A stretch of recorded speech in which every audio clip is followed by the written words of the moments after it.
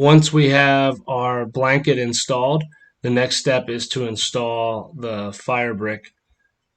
We'll start with the base layer with the 2 horizontal in the front on the floor, and we'll follow that up with 5 flat vertical brick in the back. We are leaving a small gap here for a half a brick. I like to get my spacing a little bit with that back row to help align that proper gap there, and then pinch it in.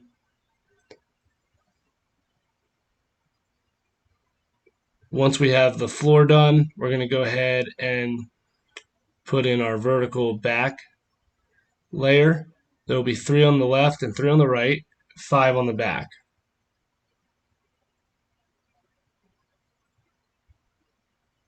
If you have any small gaps on the floor, as long as that spacing's properly done, those gaps are okay. They'll start to fill in with fly ash as the stove is burned and lock into place.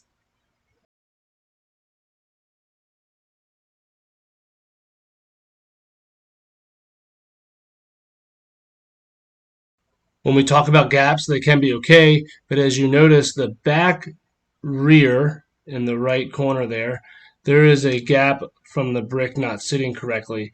That's going to cause a little bit of a challenge here with some spacing.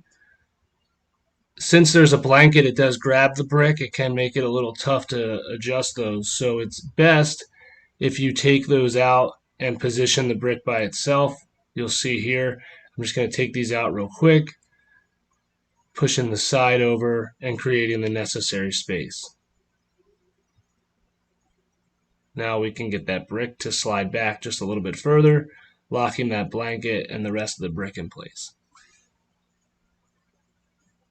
Of our brick kit for our Nova 2, we'll start by placing the T-bar retainers in the firebox, resting them on the ledge of the bricks that have already been installed. You'll then take the smaller angle piece, taking the point, placing it in the rear of the firebox and into the blanket as far as you can get it. That will provide the appropriate spacing for the medium and large angled cuts that will complete the top row.